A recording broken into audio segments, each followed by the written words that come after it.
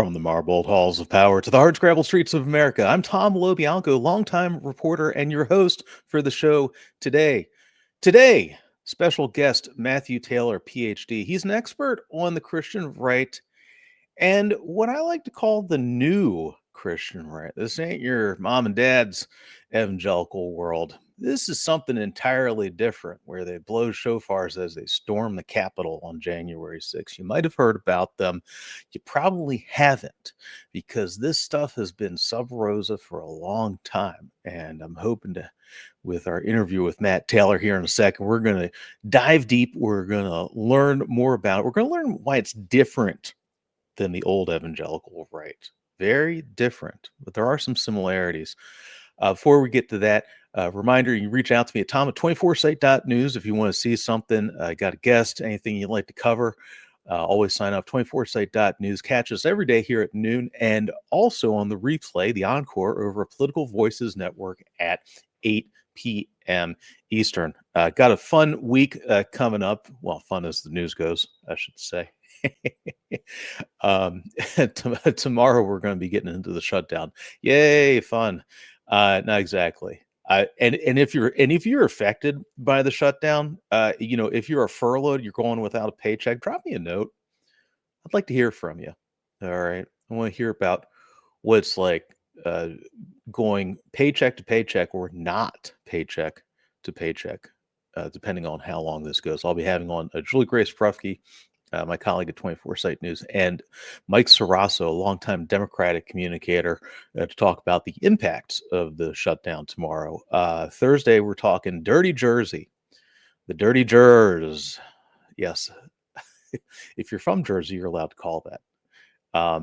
I'm like Jersey adjacent, so I'll keep the Dirty Jerz stuff to a limit. They got a big election going on up there, big debate this week, and it was as nasty as you'd expect for a Jersey knife fight. And then we're going to wrap the week with some surprise polling, surprising poll results. I want to tell you just yet about it. That would ruin the surprise. All right. Tom24site.news. Sign up 24site.news. I'll catch us every day at YouTube, Substack. All right. Let's jump into the news here. So let's bring on, I like to read the Drudge Report, and I love the Drudge Report, and it can be a little hyperinflated, a little exaggerated, but it's a great place to find relevant, top performing news, things that we need to know about.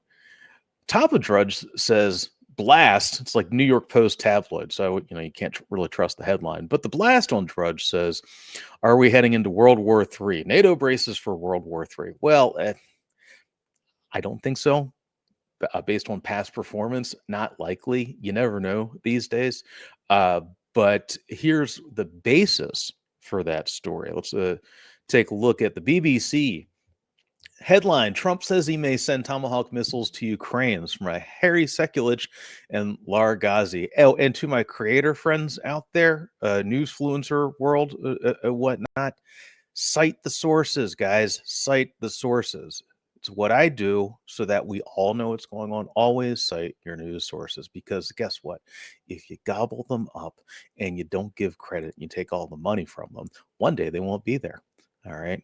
Very happy to have the BBC reporting on this. And I love BBC coverage. Headline: Trump says he may send Tomahawk missiles to Ukraine. Harry Sekulich, Lar Ghazi.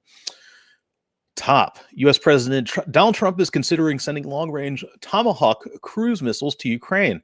Asked by reporters on Air Force One on Sunday whether he would provide Kyiv with Tomahawks, Trump replied, "We'll see, I may." The missiles would be a new step of aggression in Ukraine's war with Russia, he said. This follows on a phone call on the weekend between Trump and Ukrainian President Volodymyr Zelensky, who pushed for a stronger military support to launch counterattacks against Russia. Zelensky has said he'll meet with Trump in Washington on Friday, this Friday, for talks that will focus on air defense and long-range capabilities.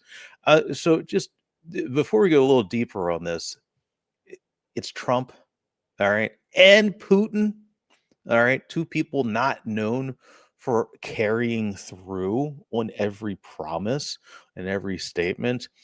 And I mean, even as Trump goes, that's quite the hedge, right? We'll see. Maybe I might do it. Maybe. All right. You could put that in the taco category of tariffs if you want. But he's been changing his stance a lot. It feels like a lifetime since he rolled out the red carpet in Alaska for Vladimir Putin, and since Putin made a fool of him by not ending the war in Ukraine, by not agreeing to a ceasefire, by not abiding by peace promises, by continuing these vicious attacks in this long-running land war in Europe. It'd be hard to overstate the importance of that.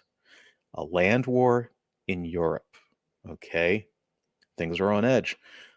So, this turnabout recently, or seeming turnabout by Trump, again, it's Trump and Putin. Let's take a look at what a tomahawk would do. Let's head over to everybody's favorite encyclopedia. It's my favorite encyclopedia, Wikipedia. Here is the Tomahawk missile. As I was reading about this earlier today, I realized the wingspan of this thing goes from the floor to the ceiling. Right here at the 24-site news studios in suburban DC. That's a big freaking missile. And it can apparently carry a nuclear warhead. There's no talk of that, I should note, but it could if it wanted to. Here's the BGM-109 Tomahawk Land Missile, TLAM. Is an American long-range, all-weather, jet-powered subsonic cruise missile used by the U.S. Navy, Royal Australian Navy, the Royal Netherlands Navy, and the Royal Navy, Her Majesty's, in ship and submarine-based land attack operations. Developed right here in good old Maryland at the APL Applied Physics Laboratory of Johns Hopkins University under James H. Walker near Laurel, Maryland. The Tomahawk emerged in the 1970s, a modular cruise missile manufactured by General Dynamics. Now, I'm going to skip ahead a little bit. Let's take a look at range. This is the big question. And you've seen, all right, let's go back in time long ago to when Zelensky and Ukraine did a major surprise drone offensive in the heart of Russia. All right, so these are not border skirmishes. All right, that really shocked Putin and the Russians. All right, this could be similar if resorted to, if it should happen. Let's take a look down here at the range. All right, can you break past the border skirmishes into the heart of Russia, into tactical targets like energy supplies? All right, and here is the production specs. Engine. William International F107 WR402 turbofan using TH dimer fuel and a solid fuel rocket booster. Range. Take a look at this. 1,500 miles.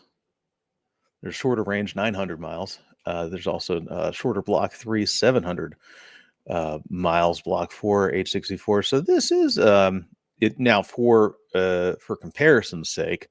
Let's see if we're doing 700 miles. That's roughly as the crow flies from here to Chicago. Okay. That's getting pretty deep in there. If you double it, 1,550, 1,600, you got some incredible capability there in the heart of Russia. All right, let's go on while we're on the Pentagon. And before we bring in Matt Taylor, I want to move on to while we're in the war zone here. This is also at the top of Drudge. Probably seen this already. Pete Hegseth. Yes, my ad blocker is on always. Sorry, guys. Yahoo News. I love Yahoo. Picking up Daily Beast, which invariably will pick up something else. So anyway, let's see who they actually cite here. Daily Beast. Pentagon Pete fires fat soldiers as war on weight rages. William Valancourt. Monday, October 13th. Yesterday. Defense Secretary Pete Hegseth proudly shared the news Monday that some Texas National Guard troops who didn't meet physical fitness standards have been replaced. Hegseth, who has said that fat troops and fat generals are unbecoming of the U.S. military, declared that the standards are back in his department after some members of the Texas National Guard showed up in Illinois apparently overweight. And here's task and purpose. Yes. All right. So here's our original right there, a photograph. Let's see if we can get the photo. All right. Look, guys, it's the National Guard. We all have friends in the National Guard. If you're listening, hell, you probably even serve in the National Guard. All right. It's the friggin' National Guard. It's not active duty. It's not full enlistment. All right. Um, are they overweight? The hell, I'm overweight. All right. You're not designed for active duty. It's not what it's meant for. All right. But it's what they're doing anyway. All right. Reminder, get in touch at tom24site.news. Before I went to hit up Matt Taylor. Now, I'm really pumped about this because, as you know, I'm going to do a quick read here before we hop on to Matt here in a second. I wrote about this in my biography of Pence, Piety and Power. I wrote about the faith, the religion. I think that's really important for understanding where we are right now. And frankly, a lot of political reporters, myself included previously, really stay away from this stuff. We veer away from it. Two things you're not supposed to talk about in polite company: politics and religion. And if you don't talk about it, you'll never understand it. Here's some news today out of the New York Times. A Bible-infused English curriculum down in Texas. Byline Troy Closen today, October 14th. Interesting read. Inserting, now this is not, it does not read as total theocracy based on how I was looking at it earlier, but it does start to infuse more of Jesus in history in some English. So 300 of the state's roughly 1,200 school districts signed up to use this English language arts lesson, which puts more Jesus in there. All right. Let's take a look at this. I fell down the rabbit hole reading up on Matt earlier this year for a different project I was working on. And I want to talk about, this is a really good piece right here. This is his interview on NPR from last year, just before the election. New book examines a group of charismatic Christian leaders and their ties to January 6th attack. And we'll be talking about this term right here. If you guys are not Protestants, you're not theologians, this is an important term right here. Perhaps even should be capitalized. More on that in a second. Here's this with Aisha Roscoe. Matt Taylor tracks 50 charismatic Christian leaders who were in DC on January 6th, and they all have ties to this thing called the New Apostolic Reformation. What is that? Okay, to answer that question, I'm going to bring on Matt Taylor. Matt, how are you, man? I'm doing well, Tom. How are you? Doing good, brother. Hey. I love this. I do. I love that. Byline, Dateline, Baltimore, Maryland. Charm City. Right, baby. Harm City if you go too far east or west. Well, I'd say that. I'm from Baltimore. How's it going, man? I all things considered, I'm doing all right. I have a 6-month-old at home, so I get like snuggles with a beautiful infant multiple times a day. So the world is going to hell. I have inner peace. That's right. Isn't it amazing? Is this your first? This is our third. Oh, oh, wow. Oh, okay. Well, you've been through the magic already. Okay, I'll save that. There's more magic. On the board right now, Ian Walters is number 5. They just had their 5th baby down in Southern Maryland. Yeah. So congrats, man. Welcome back to reality, or whatever this is. A dark reality, if it is reality.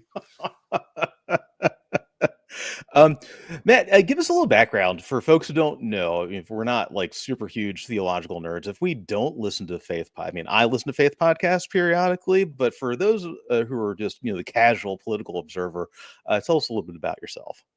Yeah, so I grew up evangelical Christian in Southern California, variety of different theological traditions, churches, and then worked in Christian ministry for about 7 years, working with college students. Attended Fuller Theological Seminary, a evangelical seminary in Pasadena, California, and then made a real shift in my life and stopped calling myself evangelical. Didn't really fit theologically in that world anymore. I'm still a Christian, but I wouldn't describe myself as evangelical, and that term itself is constantly changing in its meaning. But I went and did a PhD at Georgetown University in Muslim Christian dialogue and in theology. And now I work at an institute in Baltimore called the Institute for Islamic, Christian, and Jewish Studies, where I'm a senior Christian scholar. We work on peace building. I continue to do all kinds of research into Christian extremism. Also still keep a foot in Islamic studies. Wow. So you picked some very boring stuff, which is not a keg of dynamite at all. Yeah, I talk about all those things you're not supposed to talk about at the dinner table constantly. I've been wanting to talk to you for forever, because I feel like, when I see so much coverage, I was thinking recently the shooter in Minnesota, and he left the manifesto, and I was listening to a piece, and I was like, oh my God, that's NAR, like what he was talking about. But then you hear his story, and he bounced around between these like cultish style, Christian style, I say that very purposefully, groups for years before writing that. What is the New Apostolic Reformation? So the New Apostolic Reformation is a set of leadership networks, Christian leadership networks, that were organized beginning in about the mid 1990s, had their heyday in the early 2000s. Hundreds of leaders in these networks. Almost everyone in those networks would be what we would call independent charismatics. So this is a subsect of evangelicals, a kind of subculture within evangelicals. Independent is a synonym for non-denominational. So these are almost entirely people who are non-denominational. They don't belong to these bigger traditions, bigger coalitions. And then charismatic in the Christian sense of the word, right? In the generic vocabulary, charismatic just means you have a very attractive and magnetic personality, right? Well, this word actually originates from the Greek and is used in the New Testament. And in the Christian sense, charismatic refers to Pentecostals and other Christians who are very invested in the more supernatural dimensions of Christianity, right? So it's a spirituality within Christianity. And you can find it within Pentecostalism. There are these non-denominational charismatics. There are charismatic Catholics. In fact, Amy Coney Barrett grew up in a charismatic Catholic community. And so these are Christians who emphasize these supernatural dimensions, often through things like speaking in tongues, through very experiential worship, give experiences of healing, whether inner healing or physical healing, and often believe in modern prophecy, that there are prophets today who can prophesy words from God for communities and for individuals. Yes. It is. It's astounding, because in many ways to me it feels very different from what in the political world we would consider to be kind of like the Christian right, capital M moral majority, Ralph Reed, all right, the big box mega churches of the 90s. What does it look like? Well, so if we do think back to the 80s and 90s, the Christian right that emerged out of there was very much coming out of the more institutional and denominational forms of evangelicalism. And the people that I write about and study, they were kind of on the margins of the rise of the religious right in the 1980s and 1990s. There were people like Pat Robertson, is an independent charismatic, was pretty involved in Central, but he was kind of an outlier in that world. And so it was more the kind of Jerry Falwells, the James Dobsons, these kind of suit wearing, right, very buttoned up, kind of denominational, conventional evangelical leaders.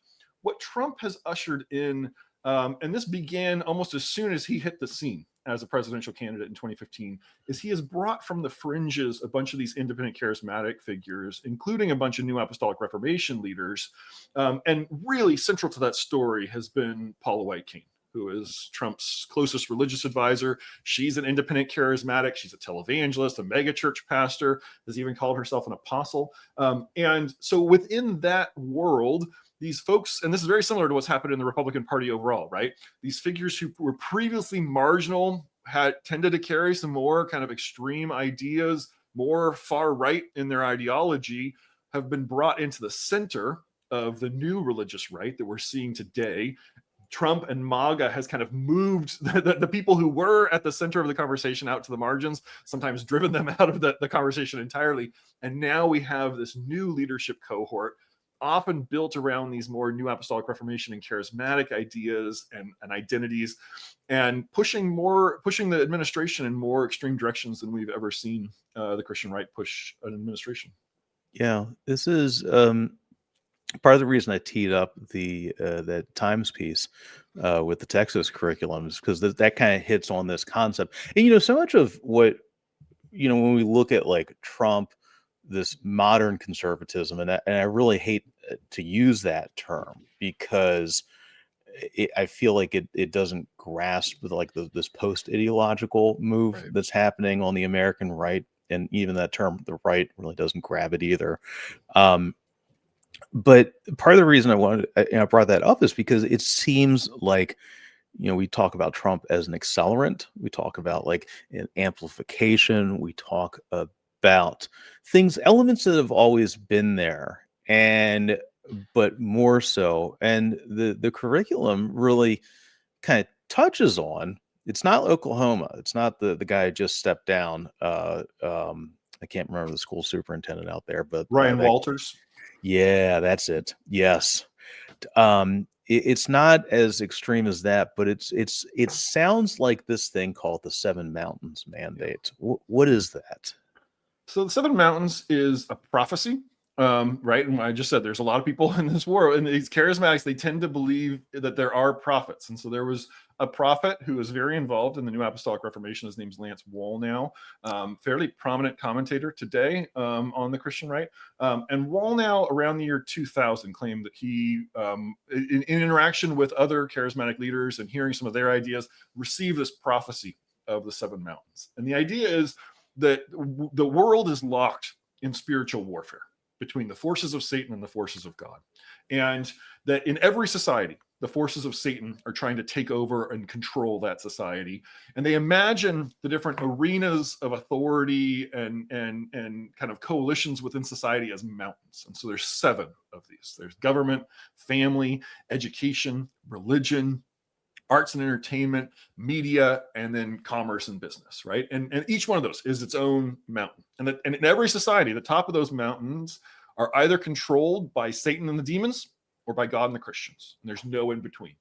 And then the mandate part, because it's called the Seven Mountain Mandate, the commandment from God, according to this prophecy, is for Christians to take over every one of the 7 mountains in every society that they can in order to have Christian influence flow down from the top. And I'll just observe, right? If we go back and think back about the religious right of the 1980s and 1990s, they had an agenda to Christianize society, right? They wanted to see our society be more Christian. They were playing within the rules of democracy, right? We were the moral majority. And if we can just get Christians voting and using their demographic power, then we can change Christianize society, right? It was a grassroots effort to kind of mobilize Christians in order to accomplish certain conservative Christian agenda items, right? The Seven Mountain Mandate is not that, right? This is a minoritarian mindset saying that there's a subsect of Christians who understand this calling and they need to take over positions of power and influence, and then the influence will flow down. This is a top-down restructuring of society. And as you noted, education is one of the mountains. In fact, it's one of the most important mountains in their strategies, because they recognize that if you can revise the way that children are educated, then a generation down the road, that becomes the new reality, right? If you instill Christian nationalist narratives in children, they believe, then they will that becomes the new status quo, the new normal.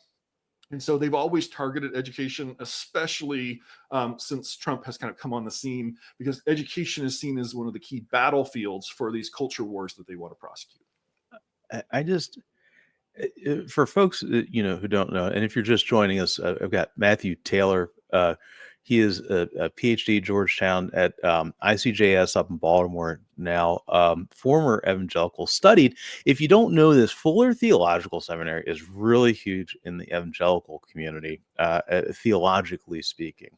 All right, and I like to separate out politicized evangelicals from the faith and the practice, because that's a politicized, generally speaking, and that could be left or right. All right, I mean, a smaller subset within that broader practice.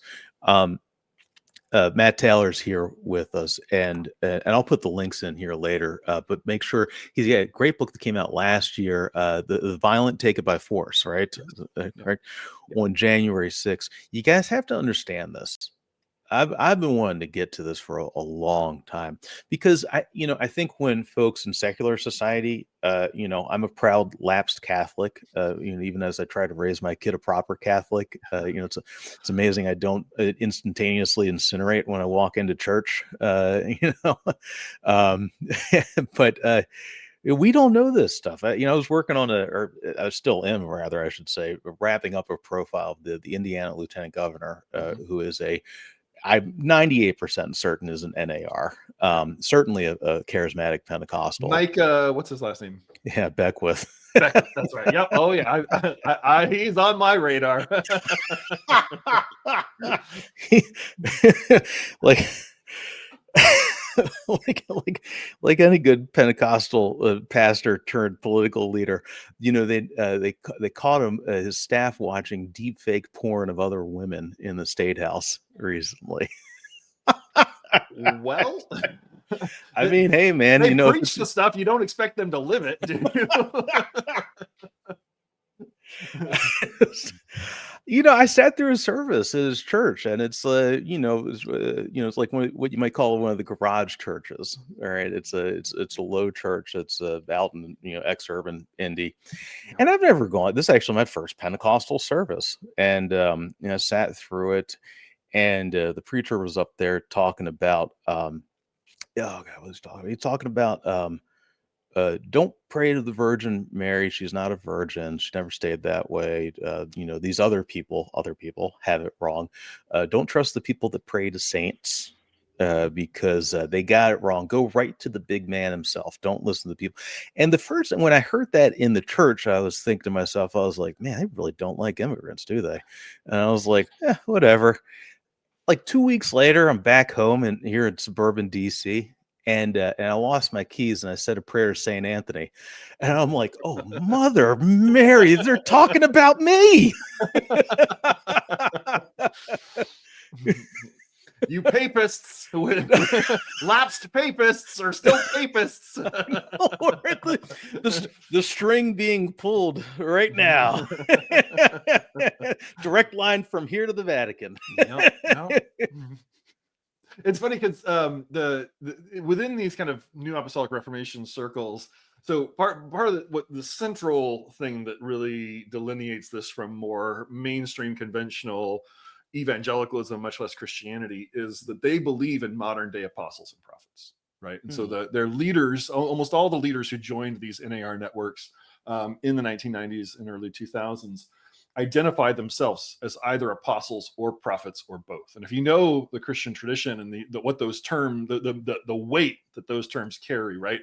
Apostle and prophet, these are ancient forms of Christian leadership that are referenced within the New Testament, but that is like the apex of authority within the Christian tradition, right? The apostles are the original disciples of Jesus, the founders of the Christian church. And so the NAR is part of this modern phenomenon of leaders claiming these titles of apostle and prophet and trying to lay claim to the authority, that kind of ground level, ultimate authority within the Christian tradition, at least humanly speaking, right? And so it's interesting that they would be going around chastising people for praying to saints and having intermediaries between man and God, because like the apostles and prophets literally exist on a different plane for these folks and are like these spiritual elites who can hear directly from God and guide the church into the God's agenda, right? Isn't that what saints are supposed to do? Isn't that what popes are supposed to do? Right? Like, so they're just kind of created a different hierarchy, and then they're bad mouthing the hierarchies of others. I mean, it's not, it's not unlike, and I was thinking a lot about this because, see this, especially around Peter Thiel. Elon Musk, I don't think really is into it, but Thiel, man, boy, he is deep into this stuff. Um, and this crossover between these Curtis Yarvin types. If you look at, I was thinking about this, and I can't remember if you use this term or I just thought it up or whatever, but it's kind of the post-denominational aspect of this is also very similar to the tech world. Some of the tech elite, I should notice, not all the tech oligarchs, who want a post-institutional society, and it crosses over in these secret talks where you have Peter Thiel, who is an openly gay man, who I don't think any charismatic Pentecostal leader would ever support in his open, sexuality about this, calling climate activist the Antichrist. All right. And this blending of the religion and the state and the politics, to me, is really astounding because, as you noted before, the old, what a lot of us grew up, I'm 43, so what we grew up with, understanding what the Christian right was, is it had boundaries to it. It was never fully merged with the state and with the Republican Party. Yeah, and the New Apostolic Reformation is a very influential leadership network within this broader space among American and global evangelicals that we could call that independent charismatic space, right? The place where non-denominationalism and charismaticism intersect. That is the fastest growing segment of Christianity in the US and globally. It's roughly doubling in size every 20 years right now for the last 60 years. And it is, so it's growing very rapidly. In fact, when Peter Wagner, who was in many ways kind of the godfather and founder of the New Apostolic Reformation, when he was first getting started, he was toying around with an alternate title called the post-denominational church. Right? And so the idea is to move beyond denominations, move beyond these kind of more democratically and bureaucratically governed institutions, and center authority around charismatic individuals, these apostles and prophets, and then trust that those people hear directly from God and they can lead the church, and they don't really need accountability because they're so godly. And if you think about the model of Silicon Valley, right, the kind of cult of the founder and the authority and the accolades that go to these founders, I sometimes refer to the independent charismatic space as the Silicon Valley of the global church, because again, it's a lot of entrepreneurial leaders, a lot of excitement and energy, a lot of new technology. These people are just prolifically online, fantastic at using social media to build their followers. Some of these leaders have millions of followers online, but most mainstream Christians have never heard of them because they're existing in these kind of margins and fringes. But they're very good at building and destroying things, right? They're very good at breaking things. Not a lot of accountability or regulation because there's no denominational structures, right? And so it's kind of this Wild West freewheeling culture of all of these entrepreneurial leaders claiming authority from God and just going out and doing their new thing. And you can see how that kind of a leadership culture would synchronize very well with the modern far right under MAGA. And in fact, especially since January 6th, those two worlds have really just merged to the point where, is Micah Beckwith a pastor or a political influencer or a candidate for office or all of the above? That's kind of the reality now. It's very hard to just neatly categorize people because it's all cross-pollinated. It's all kind of interconnected on the far right today. Oh my God! It is yes. Beckwith Sing is a nonstop reality TV show on purpose, based on my reporting. And there will be more on that. I don't want to blow up a certain scoop right now, Good, yeah. guys. All my Hoosier friends, Lindsay, I see you. What's up, Lindsay? Love you. I see you. I don't even have the stream open right now. I know you're there. I know you're with it. It'll be out eventually. Swear to God. Okay, or I swear to Beckwith, rather. I guess I should say. What's it? I'm going to ask a snarky and purposefully naive question here, because so much of politics, and to me, this sounds an awful lot like a massive grift. What determines that? Like, why can't I just sit here right now and say I am the king of all charismatics and the only intermediary between everybody in the world and God himself? Like, What? Well, so there are certain social conventions within this world.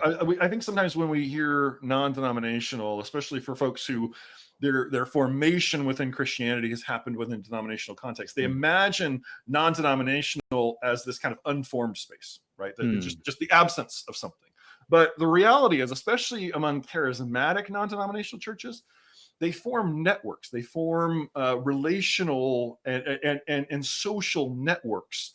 And so, and just to give an example, so one of the New Apostolic Reformation leaders is a guy named Che On. And Che On is a pastor in Pasadena, California, graduate from Fuller Seminary, so kind of a fellow alum with me. And Che On is a pastor of a megachurch. He is running for California governor right now. He is also he took a COVID resistance case all the way to the Supreme Court and won against Governor Gavin Newsom in early 2021. Che On is the apostle over a network called Harvest International Ministries. And all of the churches and ministries in this network look to Che On as their apostle. He's kind of the godfather over this whole network. 25,000 ministries in his network in 70 countries. Not 25,000 people, 25,000 ministries, churches, NGOs, nonprofits, revival ministries, all looking to Che On as their apostle. Harvest International Ministry is about 10 times the size of the Vineyard Association of Churches, which most evangelicals have heard of as a kind of charismatic evangelical denomination. 10 times the size of it. Nobody's ever heard of Harvest International Ministry because it flies under the radar because it's not an institution that people typically track, right? It's operating in this non-denominational space. It's this kind of lateral network, except all built around Che On and his authority. It takes a lot to get me flabbergasted these days. Damn, I just forgot my next question. This feels like you remember like Thomas Friedman came out with a book like a decade ago where he was talking about these Chinese mega cities, like dozens of New Yorks sprinkled throughout China as it was ascending in power. Yep. And to me, it feels like that. It's like I didn't even realize China had a New York, let alone dozens. I'm flummoxed by this. This is the reality, right? Is technology is driving this, disaffiliation and kind of just disillusionment with institutions is driving this. People are migrating out of more conventional churches into these upstart, energetic. I mean, if you go to a charismatic worship service like you did, right? Great music, right? And it's very experiential, very immersive, right? Very personable, very, very kind of tailored to the individual experience, right? And gravitational, right? And there's churches that are leaving denominations to become non-denominational charismatics and join these apostolic networks because they're like, ooh, isn't this exciting to have an apostle over our church? Won't that make us more agile? And it does, right? If you have only one person making decisions, you can be very, very agile. You can be very, very quick moving and adaptive. But then again, there's no accountability for that person. And so we've seen a rash of child abuse and sexual abuse scandals among many of these apostles in recent years, not because, oh, this is a new thing and suddenly they're verging into child. It's just being exposed, right? They've created a system that is almost made in a lab to cover up and hide sexual abuse because you have a leader who claims that he hears directly from God and it virtually has no regulation within his congregation or in his network. And these are very egotistical people, right? And who sense that God has anointed them for a special purpose, and maybe they're justified in doing harmful things to other people because they're so special, right? I mean, it is a very, very dangerous matrix. And the more that it has merged with the Trump movement, and those, I mean, the New Apostolic Reformation network, this network of leaders, they are the key theological architects of Christian Trumpism. And building this mythos around Trump, using these prophecies. If you've heard Trump compared to Osiris, that comes out of the NAR. If you've heard Trump compared to Jehu, that comes out of the NAR. If you've heard these ideas of Trump is specially anointed for office by God and has a purpose to remake America, that comes out of the NAR. And so they've used these kind of charismatic prophecies and theologies to imbue Trump with this almost messianic quality. And they have reaped the benefits all for a number of years now from aligning with him. Folks, if you're just hopping on now, you missed the top of the show. My guest today is Matthew Taylor, and he has a book that came out last year, the Violent Take It by Force. He's an expert on this, the New Apostolic Reformation, and we're talking about how this is tied to Trumpism and this extremism that we are seeing right now, both in terms of the religion and now also the state. A reminder, if you're watching us on YouTube, like, share, subscribe. All right, help support us. We're independent as well. That does help support Matt. You can find him on Substack. We're not. I I listened to your podcast with the one Bradley Onishi put Charismatic together. Revival Fury. Yeah, that was great, man. And I don't know why my jaw still hits the floor when I hear this stuff. Like I just still am flummoxed by it. To me, like, as somebody raised dogmatic, the concept of a human being infallible sounds to me heretical. Right. Yeah. Well, so they would probably nuance it a little bit. They would say these people are not infallible. And so there are social conventions within this space. I mean, you asked the question about how does somebody kind of step into one of these leadership roles? Well, it really is an apprenticeship system. They don't have conventional seminaries. A lot of these leaders that are these Christian leaders that surround Trump are not conventionally trained leaders in any sense. They don't have a master's in divinity from an accredited seminary. Many of them are just apprenticed. They grow up in these non-denominational churches. They decide they want to go into leadership there. Some other mentor, be it a pastor or apostle or prophet, mentors them into this kind of leadership role. And this is all they've ever known, right? This is the skill set they've learned. And these are very talented people. They aren't highly educated people, but they're very intelligent, very good at what they do, very good at marketing, very good at selling themselves as kind of fulfilling these roles. And the way that you gain a following is you operate within this kind of charisma. Right? You say, I have this special anointing, and hey, I've got a prophecy for you, right? And if that's convincing to people, then they start following you. And so the titles like apostle or prophet, well, those attach to people because there's a community that sees them that way, right? That views them that way, that it gives them that authority. And right now, the way to get ahead in that world is to only issue pro-Trump messages. Because there's almost an unfulfillable appetite among the audience to hear pro-Trump theological messages.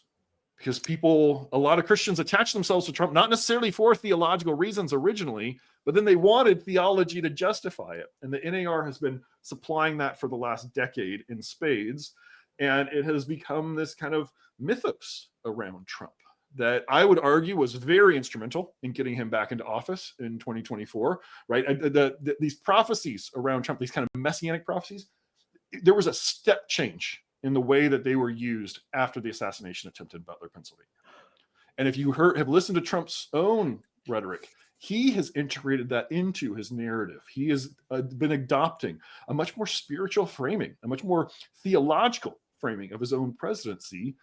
And sometimes that is scripted and you can tell that somebody else wrote it. Sometimes it's off the cuff. And he's actually speaking sincerely, I think, or at least as sincerely as Donald Trump is, right? And as much as he taps into any sort of sincerity, I think he really believes that God has put him in office for this purpose of what he's accomplishing now. And if anything, I'd argue that makes him more dangerous. Mm-hmm. Is this, I keep thinking about this because, one of the things that, and for folks who are here with us who are not super versed in the religious theological aspects of all this, and I was not when I started researching the Pence book. I did not know what a Cyrus prophecy was when I started, working on it. I'd never heard of this stuff before. The prophetic books of the Bible, as Catholics, we're walled off from that stuff. Okay, probably for the better, especially seeing whatever this NAR stuff is. All right, maybe we are not meant to pluck from the tree of knowledge. I guess I would question the word knowledge in that instruction. I mean, there certainly is a claim of knowledge there, right? But it's remarkable how many of the prophecies, A, fit their political agenda, and B, happen to map onto and make them seem great, right? So yes, but the thing is, like, people truly believe this stuff. Like, don't mistake the showmanship for the followership, right? Because the followers sincerely believe this stuff, and that's what my book is about. And in fact, most of the leaders who are saying this stuff, they sincerely believe it too. This is kind of a totalizing identity for them, and they're true believers. And part of my book is trying to show, how do you get from kind of wild charismatic prophecies about Trump to January 6th and Christians centrally participating in this attack on our democracy? Well, it's through this kind of radicalization that can go on through these prophecies, through these theologies, through these ideas like the 7 mountains, that Christians are supposed to control society. Well, if that's God's will, maybe democracy is a barrier to accomplishing God's will. And maybe we just need to force this thing through because God has said this is his will.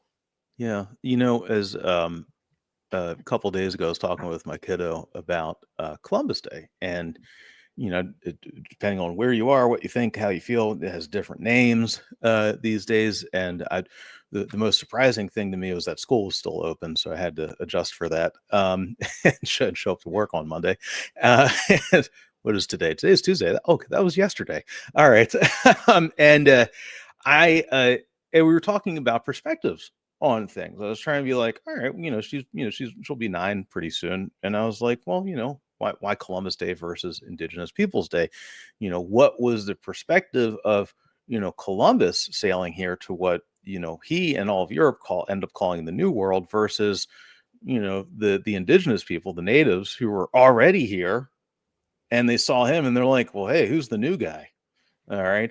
And your perspectives on things. And I think about that a lot with January 6th, especially with regards to what you just said, because so many people, and we saw this in the court testimony. I mean, thousands of cases, or more than 1,000 cases, but just reams of court testimony where people said they were called there by God. All right. This is, even if it was not taken under oath, I still give it incredible weight, because this is the mindset, right? Not just called there by God, but called there by the president of the United States, who was telling them to launch this. Now that it's in, and again, right, the perspective of it, flip it around. It's not in their world. It's not an insurrection. Right. It's saving the country. Yeah. Oh yeah. And that's the thing. The people who stormed the Capitol, they did not think we are overturning democracy. They thought they were saving democracy. Yeah. And this is what can happen in this information environment, this disinformation and misinformation environment, right? People get locked in their echo chambers. And some of those echo chambers, like for probably many of your listeners, right? It's the mainstream media echo chamber and the kind of elite college educated media chamber, right? Where it's like, like my world seems totally rational to me, and I just don't understand why the majority of the country doesn't agree with me.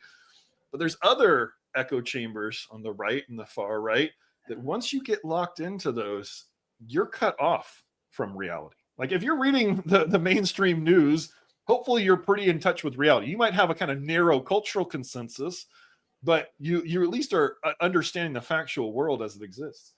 For a lot of the people who participated in January 6th, all of their news media was coming through prophets and was being filtered through social media. And you can see this. I mean, this was what I did to write the book, was I went back and looked at the social media profiles of a lot of the Christians who were there. Who are they referencing? What ideas are they referencing? What memes are they posting? And it was all coming out of this kind of prophecy-driven idea of Donald Trump as this anointed figure. And there were hundreds of prophets before the 2020 election who claimed that they had individually received prophecies that Donald Trump was destined to win that election. And so what you hear over and over again by the people who participated in January 6th was they kept saying, all the prophets can't be wrong. So this must be God's will, and we just need a miracle to intervene and stop this election so that God's will be done. Oh man, we have to do another one of these, because sure. I have more questions. I have deeper questions. Okay, this is part 1. We have to because I just got too many. You probably I'm sure you saw that for a number of folks, the end of the world was supposed to be like 2 weeks ago. Was that it? The rapture. 23rd? Yeah. I found this to be very interesting when I was listening to your pod. That there's always been a debate in the Protestant world and the evangelical world about the dispensations or the epochs of humanity as put forth by the Bible, and how the end of the world will happen, whether the righteous will be raptured, and of note, guys, and if you're ever curious about this stuff, one of the reasons why it's so important, the evangelizing piece of this is I still get chills thinking about all this stuff because it comports with what we're living through politically. All right. Is the word of God must be spread to every human, every living human, so that they may have a choice in the matter. All right. And then those that accept Jesus will be raptured to heaven.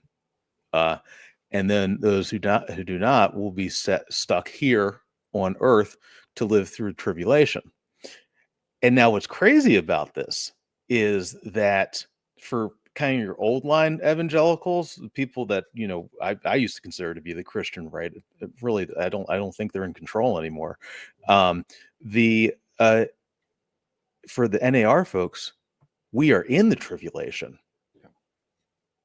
Yeah, and this is where we are experiencing right now. It's still an ongoing thing. This seismic shift in the central theology and ideology of American evangelicalism, and so part of what's happening. So what you saw in this recent kind of dust up about the rapture, that was not coming out of dispensationalist camps, which you're referencing, right? That's the kind of old school rapture theology that kind of starts after the Civil War, is this idea of, there's these dispensations, and if you just read the Bible in this hyper systematic way, you can actually kind of predict the outline of the future.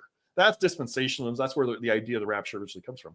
That was not what started this. This was actually a charismatic South African prophet who kind of came out of nowhere. Nobody had ever heard of him, went on a podcast and claimed that God had revealed to him the date of the rapture. This was back in the early summer that he claimed this. And he names this date.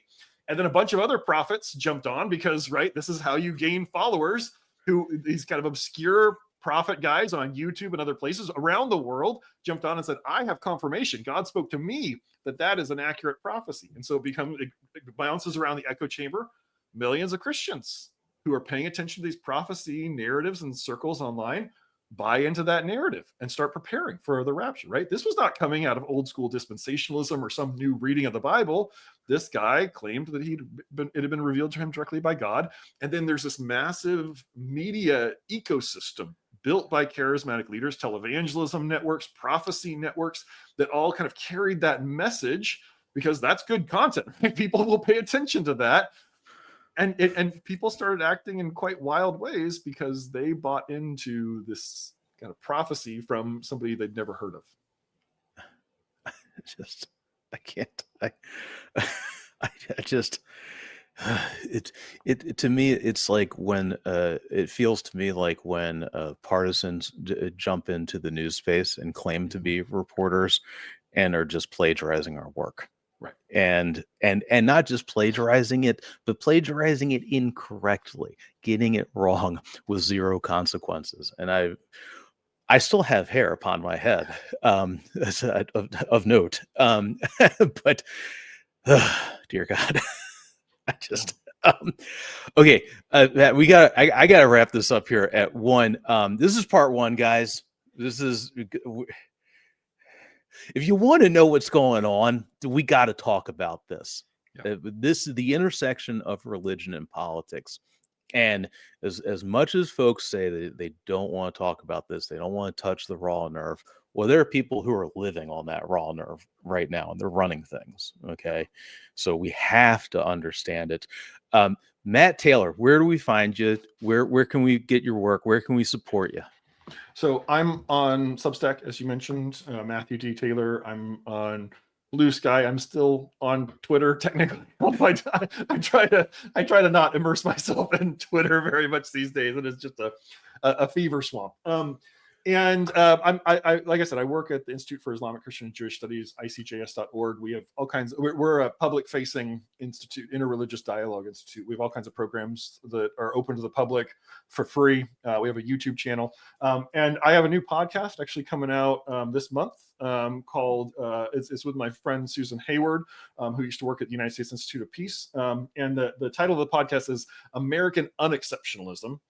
And the idea is we're interviewing experts in experiences of religious nationalism and democracy around the world to speak into our American situation. So we've got experts from Turkey and from Poland and from Brazil and from Myanmar and Sri Lanka and India talking about what they've seen in this confluence of far-right religious nationalism and anti-democratic politics and the resistance movements, and trying to learn lessons from how others have approached this and what they've seen around the world. Wow.